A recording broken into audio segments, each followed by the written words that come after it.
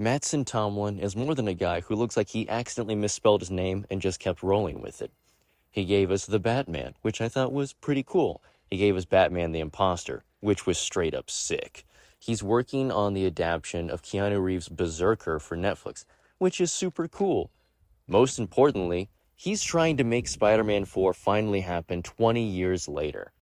People have been trying to get that movie made since Sony first announced it after Spider-Man 3 came out, which of course had all of its issues. It was supposed to be Gwen Stacy in the final fight, not Mary Jane Watson. The fourth movie was supposed to have Vulture and all this, and Anne Hathaway was going to be Felicia Hardy. It was going to be a whole thing, and it doesn't look like he wants to adapt that story. He wants to tell a new one closer to the ongoing Ultimate Comics right now, which are selling like hotcakes. Why? Maybe because it doesn't have Paul in it, and because it's okay to let Spider-Man evolve beyond a teenager with no love life. But Matty Boy here might be a generational hero. He might actually restore the Raimi-verse, something that clearly Marvel is already kind of keen to do because they've been talking about bringing Raimi back for another Doctor Strange. And of course, No Way Home was basically just, here's all these actors you loved when Sam Raimi and Mark Webb were doing things, primarily Raimi. Let's see if you guys want to see them again. And the answer was yes. We all very much liked seeing those characters again, those actors and those costumes.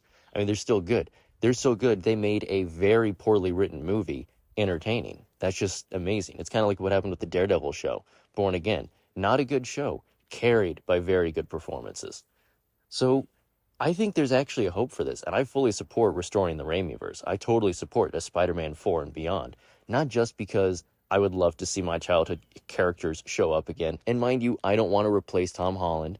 That's never been the case. It was never the case at DC either, by the way. You could have had Henry Cavill and Ben Affleck doing their thing while the DCU did their thing and while the Batman does its thing. Like, it was always supposed to be a multiverse. That's what the Fandom event was supposed to talk about. It's why each announcement happened in its own pocket universe that they kind of showed you in that virtual experience. It's just, this has always been the case. Like, fans are supposed to be able to have coexisting continuities just like in the comics. So Toby coming back doesn't endanger Tom, and it doesn't rule out Andrew getting to come back either as a supporting actor or leading his own third movie someday if he so sees fit. But Mattson Tomlin, I mean, or is it Matlin Tomlinson? You see what I mean, how this name is ridiculous, but my God, the talent is undeniable. So I'll call him the fairy princess if he wants. He's just that good. So maybe I'm naive, maybe I'm hopeful, but if there was any studio who was going to bank on nostalgia and bring actors back, it would be Marvel, because they're already doing it. Toby is already coming back for the Secret Wars type of stuff that's happening.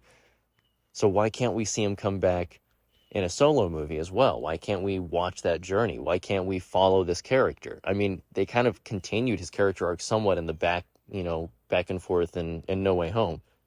This is something beautiful. And yeah, maybe it'll lead an example of, hey, other studios, you could do this too. Does it mean Warner Brothers would do it? No, because they fucking hate Ben Affleck and his fans and Zack Snyder and everything else. If they could declare bankruptcy and make Zack Snyder pick up the tab, they would do it. They would have done it yesterday already, actually. Yeah, that's how much they hate them. So I don't think this is going to lead into some renaissance where the current Warner Brothers regime was like, you know what, let's stop being dickheads. I think they're going to keep being dickheads. But it could be cool to see Raimi's team come back regardless, and it does pave the way for when someone else buys Warner Brothers or someone with half a brain cell takes over the executive office there.